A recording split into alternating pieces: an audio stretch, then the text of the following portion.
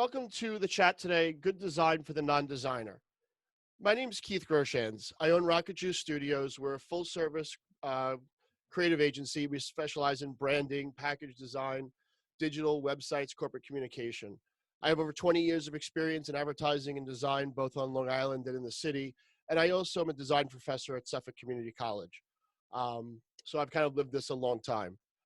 So let's just kind of talk about why we should care about good design. Design really is not just about making things pretty. It's really about making some visual decisions that are going to help support your message and really attract your audience. And when I say attract your audience, I don't necessarily mean, again, like making it pretty. We want to design things that are functional, that are usable, that are going to convert to whatever your mission is. So using some design tactics, we can help users better engage with our creations. And lastly, it keeps our brand and image consistent and professional. We want to project to the world that we're a professional organization and not just creating garage sale flyers out there, okay? Design is really about how we can best showcase both our products, our information, and our company. And it's all things that you can do. This stuff is not super heavy work. But let's think about our new normal right now, okay? In the state that we're in right now, if you're in business, you're probably done more social media and email marketing communication than you've ever done before. Restaurants, they're going to have to start creating disposable menus and other items. If you would have asked a supermarket owner just 4 or 5 months ago, if they would have had to worry about directional signage to tell people which aisle to go down, they would have laughed at you. In our businesses, we may have to start doing things like that that are going to tell our customers about the new way we have to work with them and the new way they have to engage with us. We've probably had a lot of virtual client meetings right now as opposed to face-to-face. Think about when you had those face-to-face meetings about how you would interact with those people and slide a brochure across the table. They could take it home and what have you. Well, now that stuff has to go digital. Are you able to put your stuff online? Is it clear and understandable? So these are all things that we moving forward now really have to kind of take into consideration. But I want to start off by saying, good design is more about thinking and less about being creative, okay? And what I mean by that is you really have to be able to understand the mind of your audience. Who's in the end going to be using this? And is what you're presenting usable and effective to them? So as we talk about that, understand this is not rocket surgery. What makes good design or bad design? There's a lot of subjectivity in there. We can debate good and bad till the cows come home. However, if we follow some basic principles, I like to call, we could achieve what I call effective design. And that's exactly what we were talking about before. Is your design effective for the purpose that you're using it for? So we want to start, whenever we start a design, first thing we want to do is organize our content.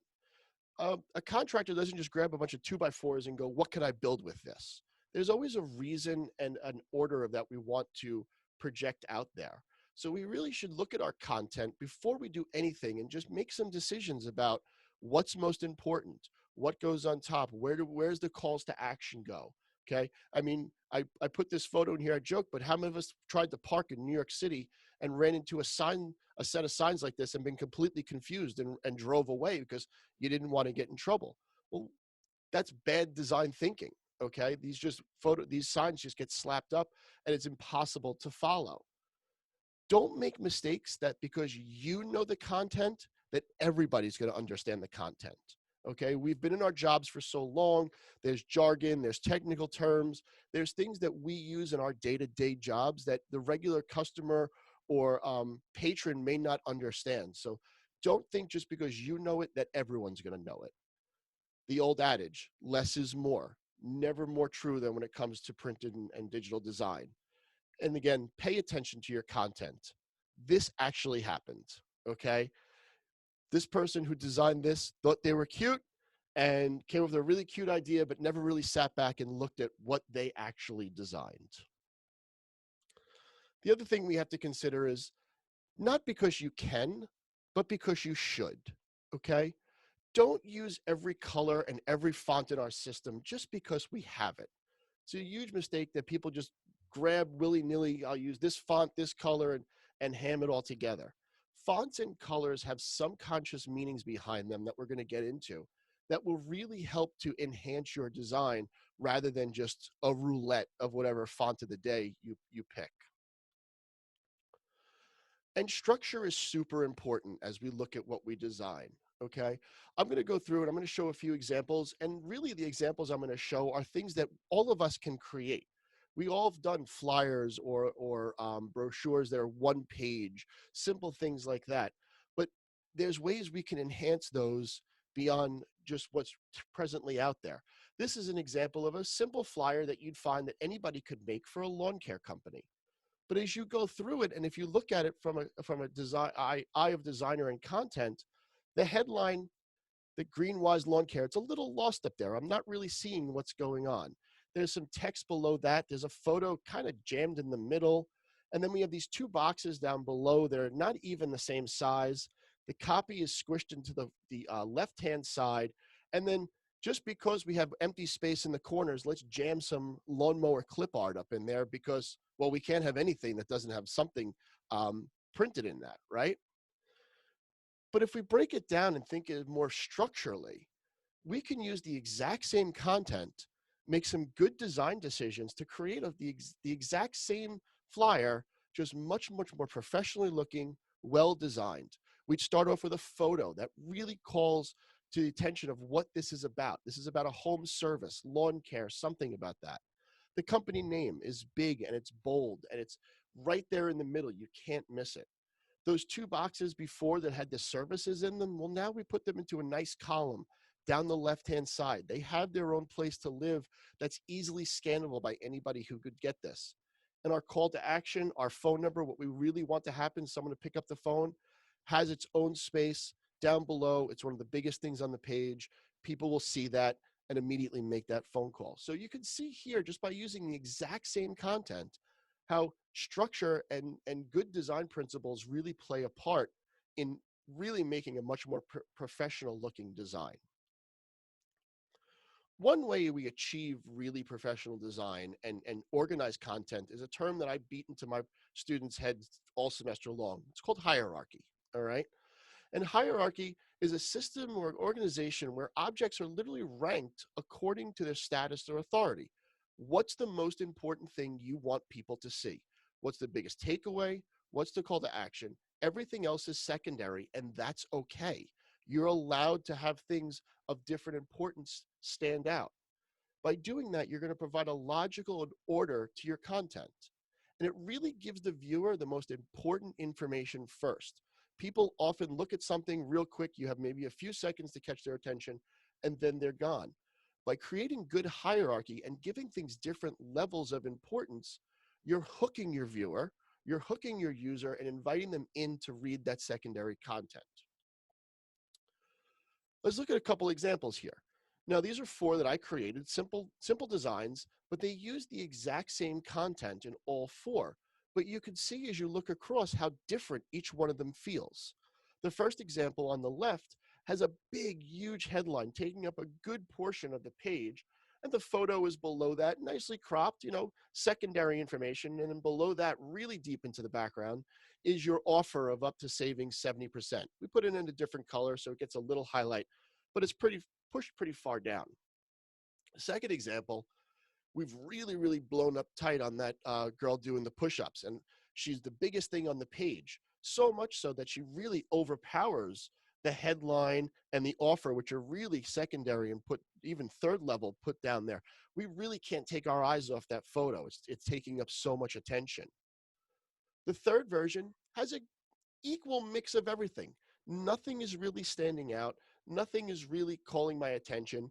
It's a little bit of everything, but is it really super effective? The headline, I'm not seeing it first thing. The photo kind of sits in the middle. It's a good crop, but at the end of the day, there's no real balance for this. And then the last one I think is one of the best, where you can get a good balance of the important information, your summer sale, the claim, the 70% off, and then a good crop photo that helps support the message, not overpowering the message. So, this is a simple example of how just using the same content presented in different ways, we really can change the focus of what we're presenting. So As you can see, how do we achieve hierarchy? Well, the first one is really simple: size and scale. We learned that when we were kids. The biggest thing on the page takes precedent. Something that's closer to you is bigger, something further away is smaller. Using size and scale is one of the best ways to create hierarchy. If you look at a newspaper, the headline is the biggest thing on the page. Why? They want people to read that and then dive deeper in. Structure is another way. We here in America read left to right, top to bottom. So obviously, the more important things may be on the top of the page. Doesn't always have to be, but we're putting that stuff at the top of the page, and the secondary stuff is more in the middle. Color is another great way to achieve hierarchy. If you have a pretty open page, using bright, contrasting colors really helps to pull some of that content forward or recede in the background. Using more saturated colors, using more darker colors will push something back where brighter will pull it forward. And lastly, weight. Weight is a designer term for boldness. Okay. Usually, whenever you're really trying to call attention to something, you're going to bold it. Okay. We as designers like to use different weights of things. We have fonts at our availability that are very thin faced, very heavy faced, but weight really talks about how thick your font is. And the thicker the font, the more attention it's going to pull. However, I have to leave you with this because this is a common mistake that I see a lot of people do when they're doing their designs. If everything is bold, then nothing is bold. And what I mean by that is people fall into the trap of bolding something. And then they realize that, oh, wait, this is also important. So let me double bold this. And I'm going to extra bold that. And at the end of the day, everything on the page is bolded. And it's all beating me as the viewer over the head with a hammer. You can't bold everything because as soon as you do, then it does not have the emphasis that you originally intended. So you have to make sure when you're dealing with typography and stuff like that, that you really use bold judiciously for really the most important elements. The other bad word when it comes to hierarchy is white space. You look at the example of the lawnmower flyer where they were jamming things in corners just because the corner was empty. It's it's not like retail. You don't have to make every piece of real estate make you money. All right. White space does have really good important benefits. Okay. It's easy to over design, but your top priority should always be to avoid needless clutter. White space is going to funnel the viewer's eye towards content and allow your message to stand out. The white space helps to divide thoughts or topics. Putting space between different ideas tells the viewer that, okay, this is one set of topics, this is another set of topics. I can make visual breaks and say, I'm done reading this. Now I'm going to move on to the next topic. Simple things like business cards, having your contact info spaced out from your title is super important because it's different ideas and different topics. It's not to say we need to be boring. Use white space as part of your design. But it's really important to be mindful that overall, the content should speak for itself rather than just, like I said, plastering things everywhere. I found a random newsletter idea online, design online, and everybody can produce a newsletter. It's a very common thing that a lot of people create. But if you look at this one, not that it really lacks any creativity, but the structure is a little challenging. I'm looking at these two columns. There's really no differentiator to tell me which one I should be reading first versus which I should be reading second. There's a photo that's jammed right in the middle of things. Which story is it with? Do I know? Is it with any story? Then you look at the copy. Both columns are really tight, pushed up against that photo, really causing me a little visual distress, and it doesn't give me any breathing space to let my eye rest. The box down below, is that a table of contents? Does it deal with that column of text alone? What's its purpose? So when you start thinking in terms of overall structure, you can see how certain design challenges happen. Now let's look at a different one that uses white space and structure a lot better. Okay. Again, very similar content, probably a little less content because I said less is more. But here we have a very nice and easy to read column that runs down the left-hand side. There's what we call padding inside the box. It's space that between the edge and the text so that you're not jamming that text up against a corner and causing visual distress. Same thing with that box on the right on the top. We have a nice simple frame around it. even spacing all the way around. It gives my eye the opportunity to breathe a little bit and really focus on what that content is. When we talk about the hierarchy, the red headline, it's probably a little too many lines for my liking. I try and keep things to 2 lines, but I know that that's the start of something new. I know that's something that's going to grab my attention and I want to read about it. I know that photo is linked to that copy. So again, simple structure things that we can do if you really just look at it in terms of organizing your content and using that white space to our advantage really is a big difference between the two designs. Let's talk about the F word, fonts. Poor choices, poor font choice is one of the easiest way to damage your design. So when we think about fonts, designers look at fonts a little bit differently. Like I said, we have a carousel of cutesy fonts that we can grab at any time just because we have them. But as a designer and someone that looks at the aesthetics of the whole piece, we like to boil things pretty far down. And when you boil fonts pretty far down, really think about a letter. What is a letter? A letter is just a very simple shape that we've learned that represents a sound. If you think about what we've learned and things that we do as growing up, shapes have meaning. An octagon, a red octagon is a stop sign. A yellow triangle is a caution sign. Well, the same thing happens with letters and words. A's are A's. We could take different fonts, but at the end of the day, they're stylized a little different, but an A is still an A, a B is still a B, okay? So that's what a font is. A font is really just a uniquely stylized version of those letters. And we've learned that a letter creates a sound, a string of letters creates a word, a string of words creates a sentence. So if you look at them more as pieces of artwork and individual personality pieces, it's easier to understand fonts rather than just picking them willy-nilly. I like to think of fonts like clothing. Fonts make the first impression about your design and the intention of your content. So if we think of fonts like clothing, think about this guy here. Now, he's a businessman, pretty well educated. He's in a three-piece suit, pretty well buttoned up, no nonsense. So if he was a font, he would be like this example. Easy to read, clean, no real creativity in there, nothing that's going to cause any confusion, pretty much straight down the middle and all business-like. Contrast that with our friend here who's a lot more fun and goofy, and she wears bright clothing that's got a lot of elements to it and crazy wigs and stuff like that. Her personality pushes out this fun, childlike, really no care in the world, and this typeface choice really represents that. And then finally, we have this futuristic person who has really straight lines and hard edges and strong metallic feel. Well, a font for her would be like this one here, where hard edged, monospace, meaning that the font, that each letter is pretty much the same size. No real curves to it, just really soft edges in the corners, and really pushing off this futuristic vibe that would tell me that this is the font that this person would represent. Keith, Yeah. I have a question from one of our attendees, Lisa. She said, how do you select the best font for your brand and messaging where there are so many choices and you need to be consistent? Well, we're going to get into consistency a little while, but it's a great question. Really, you have to look at your fonts. And I like to take, now, I have over 3,000 fonts on my system right now. Okay. I probably use 25% of 20 of them in almost 80% of my designs.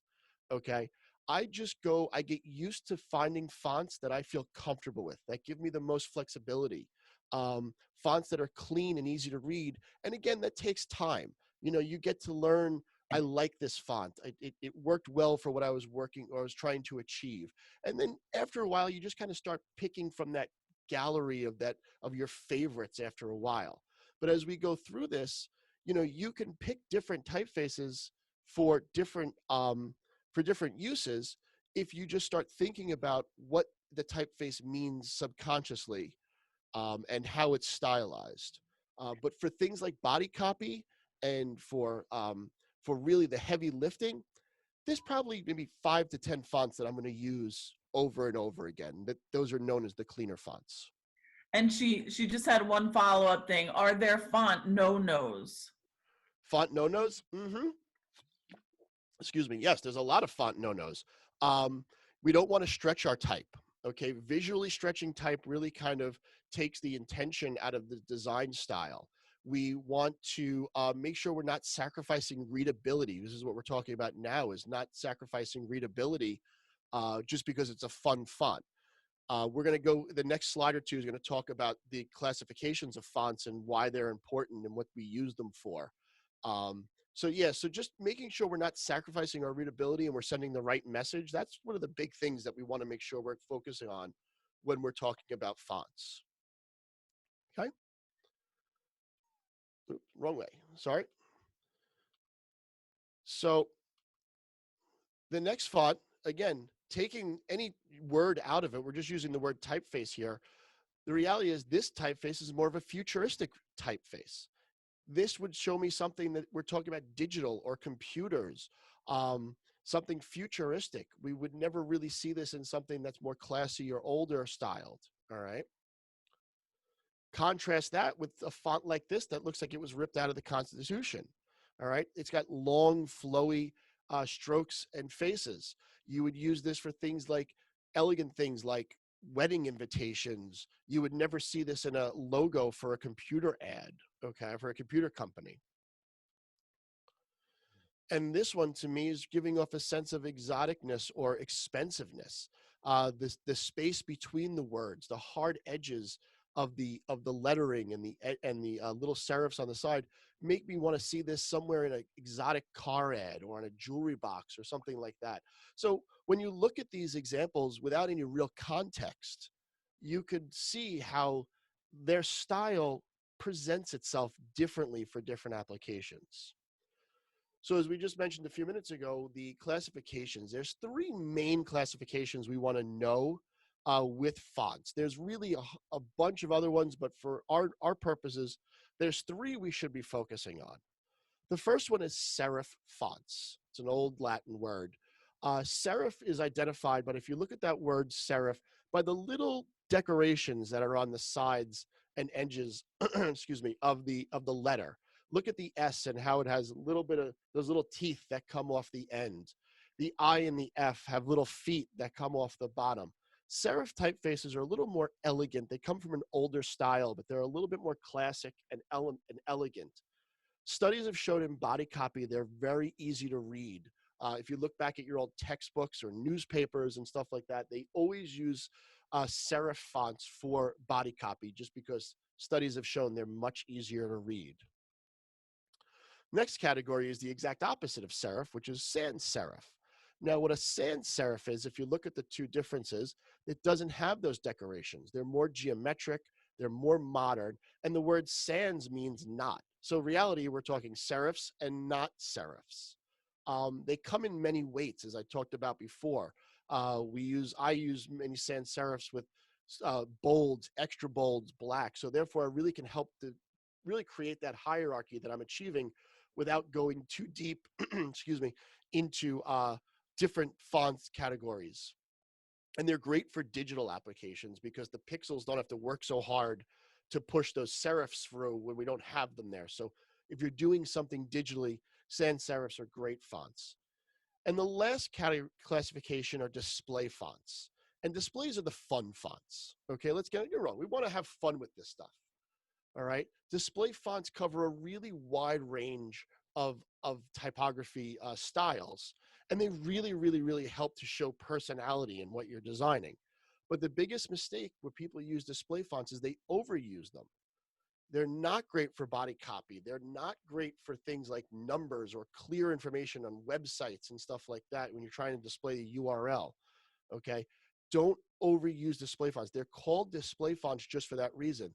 They're for displaying large information, to get the hook, to show that personality, but then use a sans serif or a serif for that body copy and the second level stuff where you want people to actually read it.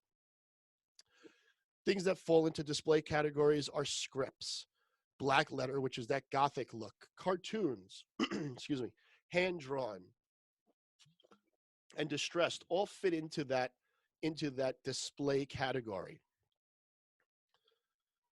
Back up. Sorry. And when we're working with fonts, again, going back to some of the no-nos that Lisa had asked, what we want to do is we really want to try and minimize the number of fonts that we use in a given piece. The golden rule is kind of two. Three is stretching it, but we always try and stick with two main fonts. And like wine, we want to pair those fonts together. You can take a serif and a sans serif and mix them together in a design, and they can work really well together. Now, pairing fonts is a whole nother discussion we could have. If you Google font pairings, they can give you a whole bunch of examples of what two different fonts look really good together. Even a display in a sans, things like that. Pairing your fonts is something that you really want to try to achieve to keep a minimalist look and keep your information really front and center. Using too many fonts in one design is going to add to the confusion of things. So I put this quick example together, and this is just an example of overusing display fonts or not using them properly.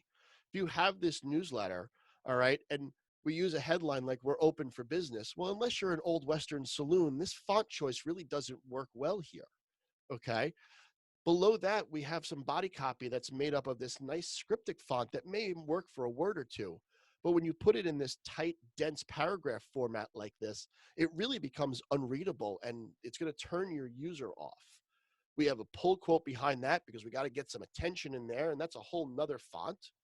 And then off to the other side, the right side, okay, great, Dave, you got a promotion. But unless he's an elementary school teacher, well, this is the wrong font choice for him. And below that, when we use body copy, one big mistake a lot of people use is also overusing your capital letters. We're in this age of texting, and if you got a text that's all capital letters, the first thing you think of is, why is this person screaming at me? Well, the same thing goes true in our printed and digital materials. If you start overusing capital letters, it takes an aggressive tone. Not only that, but it's very hard to read in paragraph form. Taking the same design and just kind of cleaning up and making some more professional font choices. Well, now we have an equal font for the two headlines. We're open for business is a little bolder. It's gaining my attention a little more because as the designer, that's what I want to see you guys to see first. I put a little piece of artwork in there to help catch your eye. All right, Dave got his promotion still, but he's secondary information. So while he's noticed there'll be a headline, he's receding a little bit by not making him as bold. The pull quote down there, I added a little photo to it so it gets its own attention. I don't have to make that copy super, super large to compete for attention. And then the body copy is a very easy, simple serif font. And when we go back and talk about white space, look at the space between the paragraphs there, okay? Each paragraph is easy, skimmable by the reader. It gives the eye a little bit of time to digest what it just read before it jumps into the next one. And it really uses that white space to our advantage to kind of just create a much more open feel, a refreshing feel. Let's talk about images. At the end of the day, images speak louder than your content. We are visual people. It's just the way our brains operate. Good imagery will play a huge part in creating that effective design. There's a lot of ways we can get images. We could take all the images we want, but just understand there's big differences between a personal photo and a professionally shot one. And I'm going to ask that we please, I know it's very easy, do not use images from Google searches or social networks, because the truth of the matter is just because they're online doesn't mean they're free. And you risk violating copyright restrictions with some of these photos online that you can just grab. And the last thing you want to do is get a lawsuit against you because you used a photo you weren't supposed to. So jumping back a little further, the differences between a personal photo and a professional one, they're actually pretty big. Okay, when you sit there and actually look at the structure and analyze a photo, you could start seeing some big differences between this. Mostly, a professional photo is going to really concentrate on lighting, composition, background distraction. If we look at the two photos, obviously the one on the left is something that you would take a picture at any bar or restaurant around personally, where the one on the right is a much more professional shot. If we start breaking down the photo on the left, the lighting is indeed off. It's got a really red hue to it. It's got some really dark shadows that are really saturated in there. The composition's a little off. We got people with our back to us. The food, if this is we're going to shoot for a restaurant, really the food's pushed deep into that table. We're not seeing it. We have some visual distraction in the background. We got the guy off on the side on a half a table. The car's moving in the background. Overall, there's a lot going on in this photo that are really distracting and taking away from the message that we're trying to show here. Now, if we look at the one on the right, well, that's a professionally done shot. You can tell the food's more closer into frame. That's the hero. Our drinks are a little higher off to the side. Not everybody's looking at the camera, but they're all engaged with each other, and the lighting is good. There's no visual distraction in the background. You're really focusing on what's happening in this photo rather than looking at all the stuff that's going on in the other photo. Well, you're going to say, hey, wait a minute. I can't afford a designer. That's why I'm taking this course. How can I afford a professional photographer? Well, you really don't have to. There's huge amounts of stock photography resources out there that we're going to talk about again in a few minutes that you can leverage where you can get really, really great photography for your designs at really, really cheap prices. But as we Keith, talk about, yeah, I apologize. I have a few questions. yeah, hit me. Okay, so first I have from Yuma. How many colors can be used for an ad with a white background?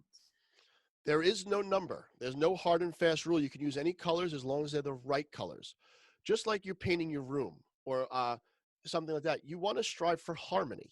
I really didn't get into color too much in this talk because that's a whole masterclass on its own when you really think about it. But you want to strive for harmony. Like fonts, 2 colors are good. 3 colors, a black and 2 accent colors are good. It's when you start getting into 10, 12, crazy, everything's a different color and it starts looking like a rainbow. Color is used just as much as in hierarchy to attract your information. So the more colors you have, the harder it is to get the right color that's going to attract that one message, that call to action. So there is no right answer. It's just use it judiciously and try and be very sparingly with it. Okay, now I have a question from Margot Tutoring. Do you recommend creating an image newsletter and emailing it out through your regular email or using a platform such as MailChimp or Constant Contact? That really depends upon how many emails you're sending. It's always 99% of the time going to be Constant Contact or one of those for a few reasons that go beyond the design.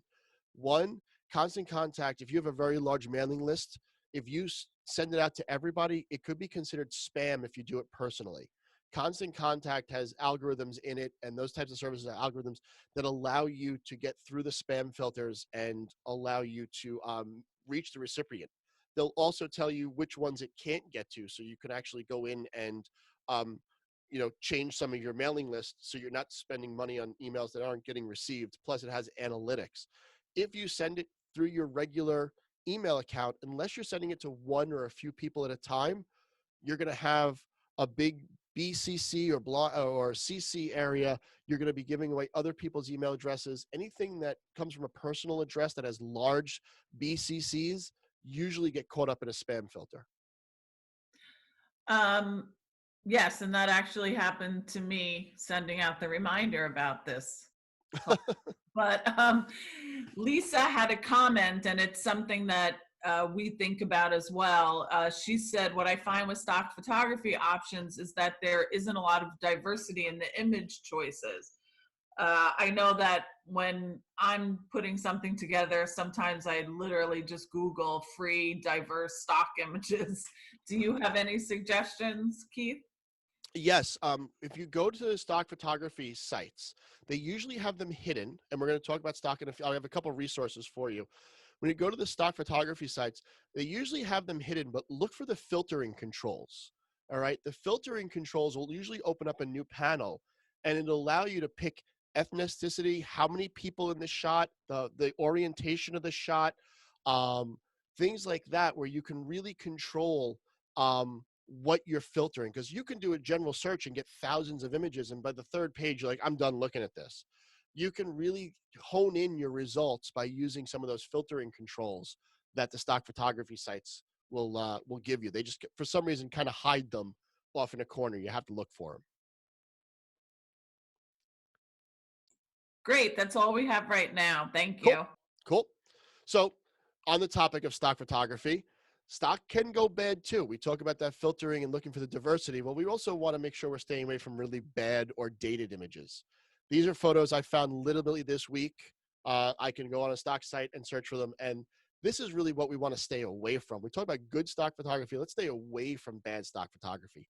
Those cliche images, the hand coming out of the computer screen is just not realistic. Okay. I'm not even going to talk about the middle one, but then the guy on the side making some really over exaggerated expression while he's staring at whatever he's staring at. They're out there, they have a purpose, but they distract and take away from your messaging a lot more than not using them. So try and stay away. Same thing with cell phones. Always look at little details. Look at the cell phone. If he's using a flip phone, well, does that really present your company and the message that you're sending in the best light? All right, you want to try and stay up to date with things like technology and look at those details in there.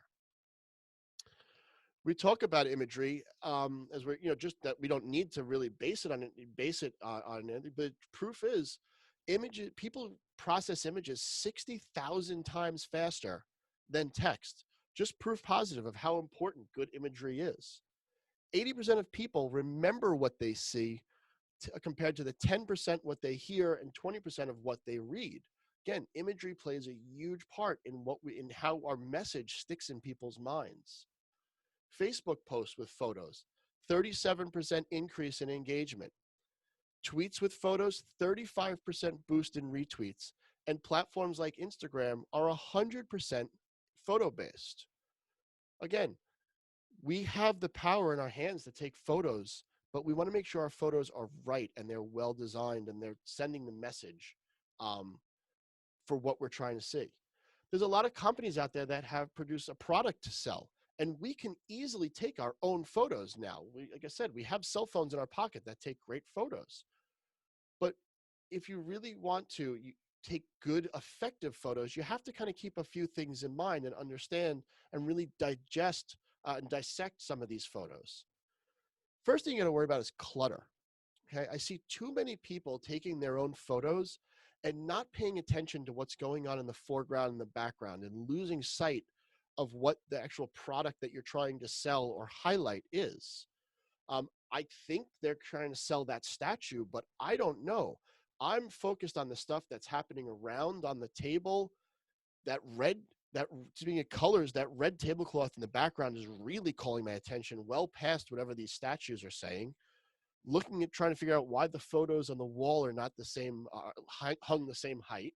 So there's a lot of visual distraction that we should be eliminating when we start thinking about creating and taking our own photos. Here, this person tried to eliminate some of that visual distraction in the foreground, but created more in the background. I think those are floppy disks sitting on that counter. All right. I'm really kind of interested in what this painting stuck on the side, the frame that I see stuck on the side. And more than anything else, I'm trying to figure out why he opened up a folder to stand this thing on, and it still has edges of the table underneath it. I see a crease there. I can see a little artwork. They're by doing things like this, you're creating more opportunities for people to look at something else or be confused by the image and take away the importance of whatever it is you're trying to highlight. And this one here, all I'm thinking about is I don't even want to come in their house, let alone buy this product. We got a garbage bag on the floor. We got an empty coffee cup there, some sunglasses. There is so much distraction going on in this photo. The coffee maker shot at a really weird angle. Now let's contrast this by something that was shot by somebody else. And I can pretty much put money on this wasn't a professional photographer, because a professional photographer would pretty much take out that shadow. They'd light this so that shadow above it doesn't appear. This was probably shot by somebody who just understands composition and subject matter a little bit. They have the coffee maker as you would see it on your counter. It gives you a sense that this could be your kitchen, okay? There's other elements in there to make this feel like a real life element, but not so much that I'm going to buy the pot or I'm going to buy the spoons, okay? Good photography, you could see the difference between the good photography versus unthought. I'm not going to say bad photography. It's just that no one's thinking about. They just like, oh, that's a photo. I'm going to snap a picture of it. So staging your photography, especially if you're selling a product or trying to get an idea across, is super important. Lighting is another thing that we really have to pay attention to. Now, again, professional photographers spend years trying to get their lighting dialed in and learning how to work with light. I don't expect anybody to understand fully how to control light, but you can close a shade down. You can move these away from the window. You can use something as simple as a desk lamp to illuminate the other side and try and eliminate some of those harsh shadows. Looking between the two, I'm staring at the picture on the left, looking at how blown out the one side is. I'm wondering what's going on the other side of the window because I see the hard shadow behind it that's created by the window grate versus the apple on the right where it's really just the apple. I'm paying attention to it. There's nothing else for me to worry about. I'm getting whatever message they're trying to say here because I'm not distracted by things like lighting. So how do we fix that? Well, truth of the matter is, we can do some really simple things at home to really help our photography. Like I said, we all have phones in our pocket that have great cameras. We don't need super expensive SLRs. But what I would say is get yourself a tripod. There's nothing worse than trying to frame that perfect shot and moving the camera around. Even the simple little action of clicking a shutter creates a little bit of movement in the camera. But more importantly, we want to try and set up the scene. We want to set up still lifes. And it's very hard to do that and really massage that still life if you took a picture, look at it, don't like it, put the camera down, run around, reorganize things, pick the camera up, and then you have to get back in that exact same spot in order to fix the thing you just thought was broken.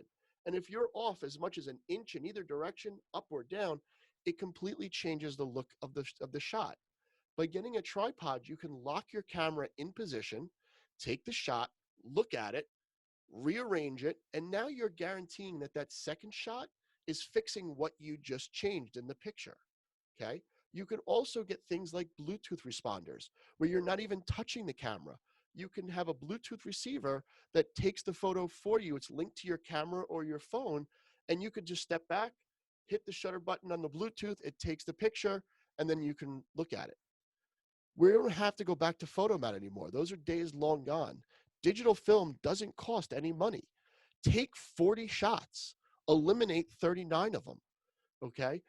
Taking more shots, rearranging things will always help to help cull down and get that perfect photo that you want to get. If you are looking to just focus on a product, there are things like light boxes. I have a professional one, but this here, if you look at this photo, this is a homemade light box using something simple as PVC piping and some paper. They created a simple seamless in the back that eliminates all distraction what's going on. It's lit from both sides just using very simple desk lamps on boxes. There's nothing exotic about this, nothing professional. It's on a card table in someone's kitchen. But at the end of the day, when you look at the photo that was taken of that toy or that object, you won't know any of this is going on. It's going to be a shot that's going to grab your attention, and you'll understand that it was a well-designed, well-thought-out shot. But all the extra stuff that goes on behind the scenes, you're not going to see, but none of it's professional. It's all done just using very simple things that we have at home that we could use to either enhance or block light or block out different backgrounds. Now, let's talk. We talked a little bit about stock photography. Here's a couple stock photography sites, and I have a link on my website that's down below, and it'll be at the end of the presentation where you can go in. I have all the stuff linked for you to find. As I said before, stock photography has come down in price exponentially. I remember when I first started, photos would be $500 to $1,000 and more dollars just to use the shot for one-time use. Now, as we've gotten a lot more digital and there's a lot more photography out there, there's sites that really have very inexpensive photos. And when I say inexpensive, we're talking $3 to $35 an image for full rights. And what I mean by rights is that you can buy it, you own it, you could use it on anything you want from here until the end of time. The only thing you can't do is put it on maybe the design or photo on a t-shirt and sell that t-shirt for profit. There's a little bit more of an enhanced license that you would need for that. But for $3 to $35, doing that, investing in that versus getting stuck with a lawsuit because you used a photo off of Google is a good trade-off for me.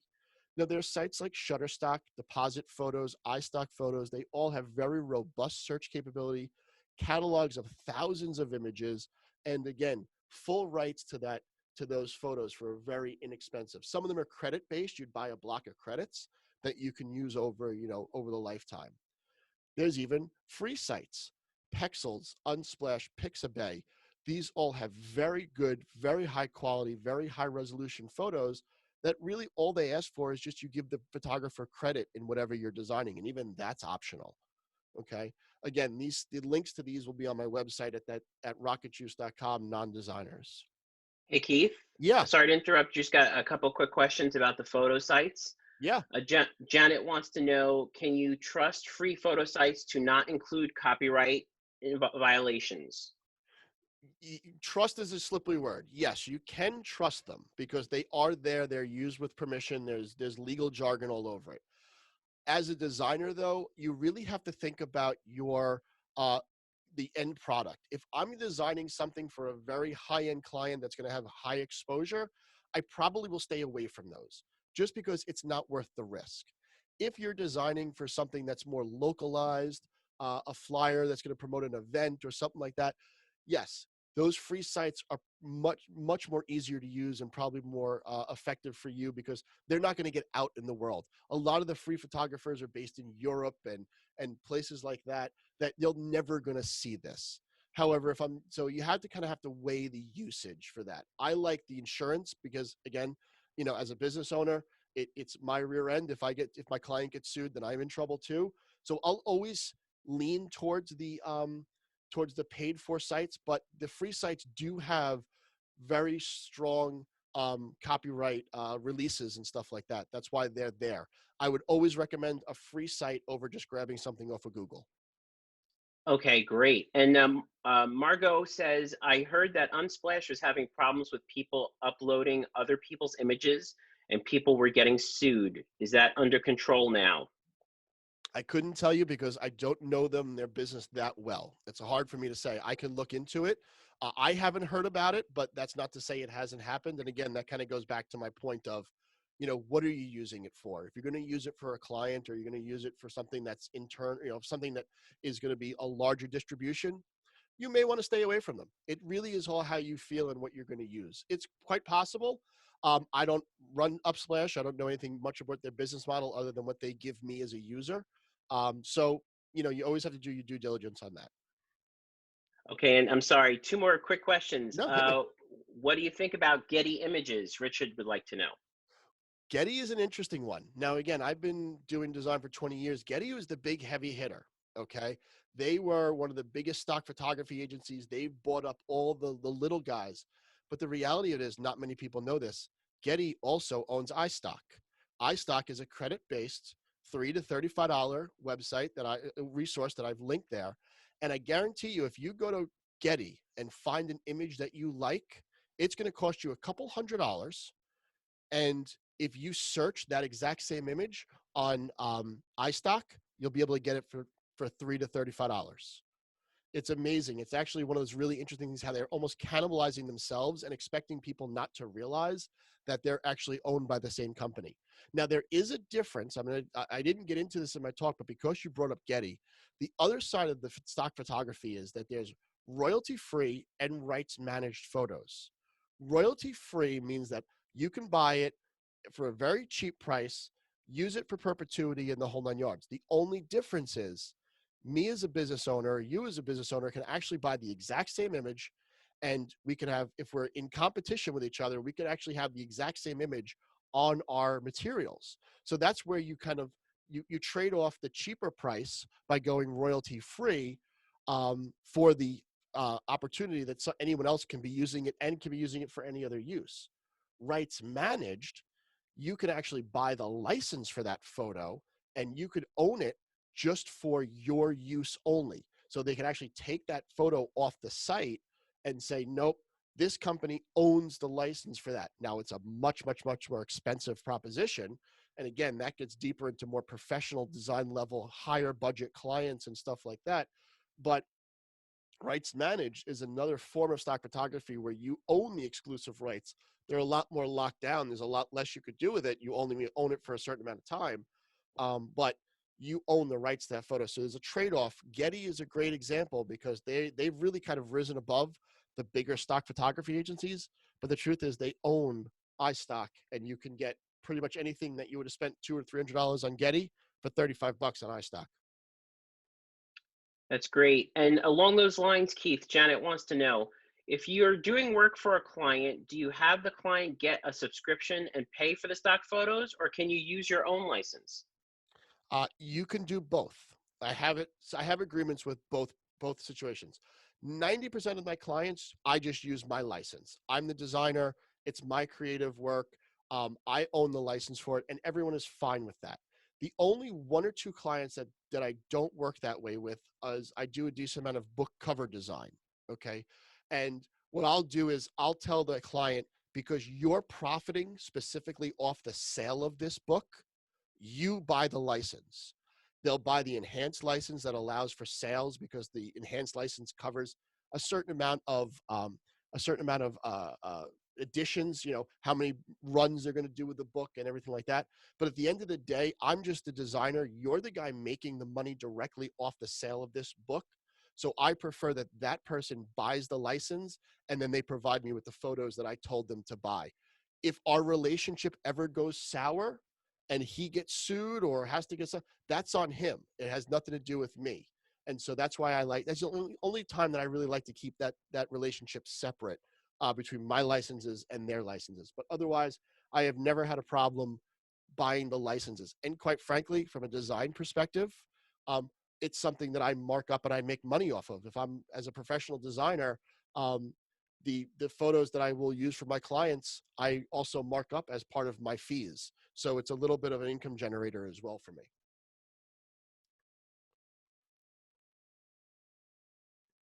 Any other questions, Sal? No, I think we're okay for now. Good stuff. All right. So moving out of imagery as we're getting towards the end here, the other thing that really is important when we're talking about becoming a good, effective designer is consistency. Another one of those buzzwords that I really drive into the head of my students. Consistency is super important. I've actually heard it a couple times in some of the questions. I think Lisa asked it about photography and stuff, or fonts and stuff like that. We really want to strive for overall consistency. It's very easy in organizations to just grab, like I said, any font they feel like using that day, or any colors they feel like using that day, or any style or things like that. It's very easy when you're doing multiple pieces for you to kind of get out of that consistency mindset. But at the end of the day, when you lay all your pieces down on a sheet of paper, on a table, they don't look like they came from the same company. And when you think about the end user, okay, you think about the person who's seeing that material. If they're confused about where things came from, well, then you've lost them. Okay, you really want to strive to keep things consistent, so that when people interact with you, they know that this came from you. But again, it also has a lot to do in visual design as well, the consistency, because it also helps people identify what's the most important thing or where they are. Consistency is the thread that ties campaigns together. It keeps elements throughout your design and across multiple designs consistent. And your brand, quite frankly, should be really dictating what the main fonts and colors and elements that are using. Now, I know not everybody has a quote unquote brand, but if you start thinking like a designer or like an end user, you should start developing a overall visual brand for your company, and eventually get to the point where you're saying, this is what we're using. This is how we're going to present ourselves out there. When you talk within a design, you want to look at consistency as a roadmap for your viewers. Things like newsletters, like we've talked about before in this presentation, you want to make sure you're treating headlines, subheads, web buttons, other elements. They're visual markers for your end user. They tell you where you are in a given piece. Think about like your textbooks when you're in high school. You could flip through those, and wherever a chapter section started, it didn't matter what the content was, But the way it was styled, the consistency in the headlines and the photography and the colors told you that this was where the next chapter started. As you looked through that book, you had subheads. All the subheads, regardless of the content, was the same weight, the same font style, the same colors and everything, because that helps with scannability. So if you have one level of subhead and you keep them all the same, I can say, I as a viewer can go, that's one section, this is the next section, and I can skim through that and understand where we are in importance and what the topics are. Okay, so we're telling our viewer by keeping consistency what to expect next and where to expect them. Changing styles in mid-design really just kind of causes confusion. But that's really within one piece. We really want to strive for consistency everywhere, okay? Think about it. How many touch points on a given basis do you have with your clients or customers or patrons, okay? On average, people are on 2 to 3 social platforms, and each of those platforms have their own focus. Studies have shown it takes 5 to 7 interactions before a new client will interact with a business. So if your look and feel and your stuff is not consistent over those 5 to 7 interactions, you're almost starting from ground one again each time that person interacts with your brand, because they're not developing that sense of visual unity and recognizing that, oh, yeah, I've seen these guys before. I know who they are. Oh, you know what? Eventually they're going to make that point where they reach out to you and make that connection. Even with different content, you try and keep a visual string of consistency. If you look at the example, this is an ad example that ran on Facebook that has its own content and restrictions and style versus Google ads, a showroom flyer, and even a TV production. But if you look at these objectively, you'll see that there are elements that have pulled through all the different campaigns, regardless of the platform that it's on. The green to blue background, the typography in the word fun is carried through. The style of the price is carried through. So everything that you do should keep a constant string through all of your pieces, especially if it's in one campaign. You want to make sure you're creating that visual consistency. And my last point before I wrap this up is to say no to Word. Just say no. Microsoft Word is a really, really good word processing application. And it's a really, really, really bad page layout application. Microsoft Word works in a linear, top to bottom fashion because that's what it was designed for. It was designed to write long lines of text and for people to print it out and mark it up. It wasn't meant for organizing smaller blocks of text and utilizing some devices like white space and things like that, and structure and hierarchy. It wasn't meant for that. At the end, we want to really be using the right tool for the right job. It's an old construction adage: you would never use a hammer to drive in a screw, right? So what's available to us? I have professional level software. I pay a lot of money every year for it, whatever. But there, especially now as we've gotten into this more digital world, there are much, much, much better and cheaper opportunities for you to use that can create really, really stunning things. One of them is Canva. I don't know if you've heard about Canva or not. It's become very popular. It actually just made one of the biggest IPOs in recent history. It's a free online design application. They have many, many pre-built design templates that you can customize with your own text, your own photography. You can change colors, but they're all these amazing pre-built designs that you can pick from. Now, again, we want to stay consistent. So what happens is we can take these designs that you pick and then resize them for all the different print and digital platforms that you may be on. So you're able to keep that visual consistency, even though it's in multiple formats or multiple places, print, digital, and what have you. And it does offer paid versions that give you more things like a full library of photos, better resizing opportunity, other things it unlocks, but again, super affordable given what you get out of it. Okay, so Canva, it's a great resource. I'll have it linked at the end. For presentation design, I built this on Prezi. Prezi, again, is another free online presentation builder. The free version has some limited features, and there's upgrades available, some upgrade levels that'll get you different things. But just like Canva, So they have a lot of pre-built presentation templates that you can customize, and all with unique features in motion. I didn't do any coding or any type of editing for this presentation. The motion was all built in. It's all pre-built. I was able to drag and drop different content pieces that I wanted to create this presentation with very, very minimal effort. The cool thing about Prezi is that it also gives you the opportunity to pre-record your presentations. So you could play it through their player. And if I wanted to today, I could have pre-recorded this last night. And when Elizabeth introduced me, just pushed a button and kicked my feet up and let the presentation play. But the other cool thing that I really dig about Prezi and why I was attracted to it to begin with is because in this day and age where we're doing a lot of these digital Zoom meetings with clients and speaking opportunities, they have some presentations will allow you to be on screen with the presentation playing next to you. As you see there, like in the example I showed, that top left presentation, that has a transparent background, so you can physically be on screen talking and showing your face to the audience, while just like a TV reporter, the content is playing up over your shoulder and you have full control of showing that content. So Prezi is a really unique. Also, they offer a really great educational discount. I took advantage of that because I'm a professor. Really great educational discount for teachers and stuff like that.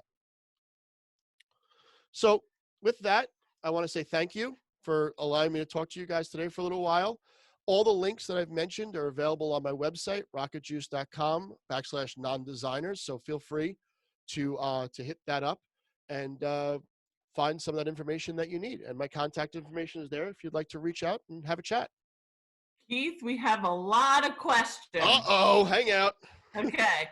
So Janet is asking, if you are changing your logo, should you try to keep the same colors as the old logo if everything else is changing? Nope. You don't have to. There's no rule of thumb. Again, we didn't really get too deep into colors because we can spend 2 hours working on that. But again, colors have meaning. And if you do some research for, color meanings and stuff like that, and if you're going to change your logo, you want to make sure that your colors are aligned to whatever your mission is. If you are into technology, you're going to be in the blues. If you're into, more earthy jobs and more earthy focus, you'll be in the greens and the browns. There's no reason that I'm not going to say the word mistake. I'm going to do that with the bad air quotes. There's no reason a mistake or a decision you made 5 or 10 years ago should be repeated because you want to refresh your brand. Great. Lisa is asking, what are your thoughts about using universal symbols as a logo? There's when you say universal symbols, do you mean like exclamation points and things like that? Universal symbols are great because of the fact that they're they're universally recognized. As designers, sometimes we'll do them in creative ways. Like I've used some logos where you replace an I with an exclamation point to try and get something cute, across and stuff like that. But there's nothing wrong with using a symbol in a logo because, like I said, they're universally recognized. And if it fits, again, branding design is something that's a real specialty. And again, you're trying to sum up your whole business in one small little piece of artwork. So it's a really, individual questions like that are really on a case-by-case basis. Lisa specified like a peace symbol or other spiritual symbolism. As long as it's not copyrighted, there's nothing wrong with it. And as far as I know, I don't think there's a copyright on the peace symbol. Dream catchers and things like that are more product. They're not actually something that's copywritten. So yeah, by all means, you could use those. Alex is asking, I'm assuming this is in relation to using Canva or something, or not using Word. He said, what about Microsoft Publisher? As a former Microsoft Publisher user, after going to Canva, I would never go back to Microsoft. Well, put it this way, I wouldn't go back to anything Microsoft, but that's just me. You know what I mean? No, the beauty of Canva, and again, I could get kicked out of the Designers Guild for telling you guys this, but the beauty of Canva is really the scalability. Because we're on so many platforms right now, and there's so many touch points that you have to talk to your audience on, the publisher, you're not going to get those really unique sizes that Facebook says. Facebook algorithms, they want a certain size image. They preference certain size images. So they know that when you put an image up that fits their algorithm, that you're paying attention to their platform. Places like Canva are going to give you pre-sized graphics that fit that algorithm and stuff like that. So, you really can't beat the flexibility of a Canva, because of the simple fact that, and again, you're transferring, you're taking one design and you could stretch it and change it over multiple platforms that Canva offers for, that will keep the consistency. They'll keep the color scheme. They'll keep the elements consistent. So, it's hard to, listen, it's actually a joke amongst a bunch of friends of mine who aren't designers, that I don't like, Canva is like my arch enemy, but the reality it's a pretty good program that does a lot of flexibility. Okay, I think this is the last question. I have to find it. Yuma is asking which software you think is best for logo design. Okay, when it comes to logo design, I will say this. I use Adobe Illustrator, okay? There is a reason that Illustrator is the de facto logo design software, and it has nothing to do with creativity. The reality of it is logos, and again, think about your usages. Logos have to fit on a business card. They scaled all the way down to a business card, to a postage size orientation. And hopefully, if you're big enough, will be eventually a billboard on Times Square, okay?